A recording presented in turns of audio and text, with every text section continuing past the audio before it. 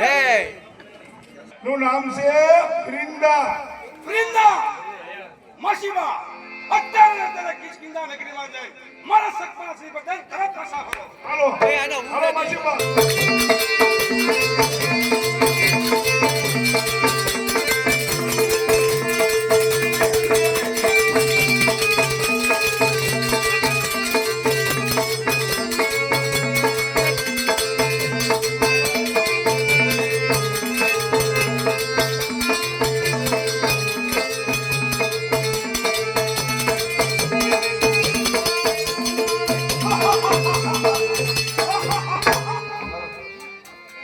કોણ છો?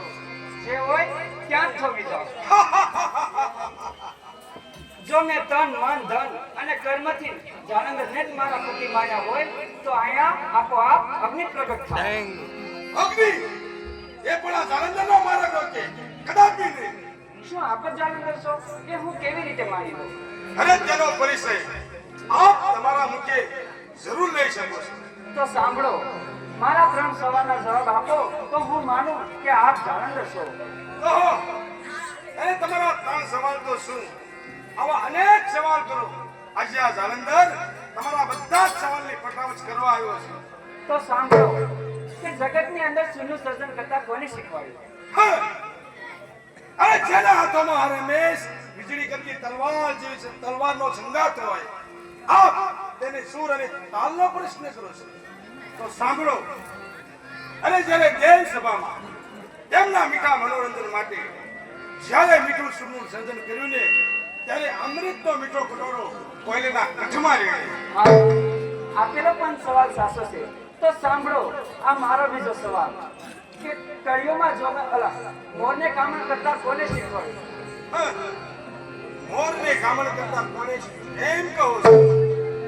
અરે મયુર તો જ્યારે રેલના ઘોડામાં ફરતો હોય ને ત્યારે કળા કરવા જેવા કામણ આપ જેવી નારી પાસે શીખતો હોય છે. હા, આ પણ સવાલ સાચો છે. તો સાંભળો મારો છેલ્લો સવાલ.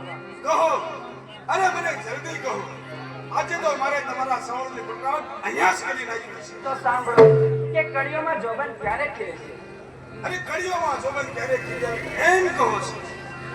અરે જ્યારે મધ્યભર્યો ભમરો તેના કળિયોના ભાગમાં ઉઠતો આવે ને ત્યારે તેની મધ્યભરી સાંસ કે કળિયોમાં ડંખ મારે છે ત્યારે કળિયોમાં આપોઆપ જોબન ખીલી આવે છે. સમજ્યા કે હવે સમજાવું? હા ના, હવે મારે કાંઈ નથી સમજવું. હું સમજી ગઈ કે આપ જ જાણો છો. વૃંદા